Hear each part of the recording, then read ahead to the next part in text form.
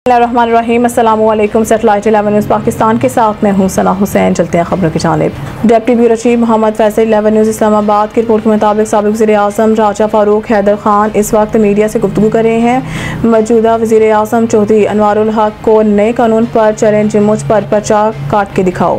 अक़वाम मुत्तहिदा में जो prime minister ने तकरीर की है, मेरे ख्याल में पहली मरतबा पाकिस्तान ने कुछ इस हवाले से अपनी ज़िंदगी का सबूत दिया है कि हम भी ज़िंदा हैं और बात कर सकते हैं। तो अच्छा है कि हम इस्लामी दुनिया में उस हवाले से मैं सोचता हूँ कि इसकी क़ियादत जो है पाकिस्तान, सऊदी अरब, मलेशिया, इंडोनेशिया और मिस्र, ये 5 ममालिक जो हैं इस पोजीशन में हैं कि अगर इनका ग्रुप बन जाए और इस्लामी दुनिया को वो इकट्ठा करें तो हम एक कमांड के तहत जो इस्लामी दुनिया का और अरब दुनिया का दिफा कर सकते हैं।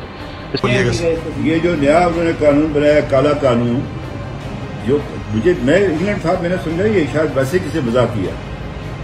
जब इधर आया मुझे पता चला कि नहीं है, तो उनको मैं कहता हूँ वज़ीर आज़म साहब को कि सबसे पहला मुकदमा आप मेरे पर कायम करें। ये जो आपने एक्ट बनाया है, ये क्या ऑर्डिनेंस के तहत जो आप करना चाहते हैं, पहला मुकदमा इशराकुल उरूफ राजा मोहम्मद फारूक हैदर खान के खिलाफ, साकना सलमिया व अलमुकीम मुजफ्फराबाद के खिलाफ जो है ना, आप बंदा राजा मोहम्मद हैदर खान आप मेरे खिलाफ काम करें। चल फिर बात करती है।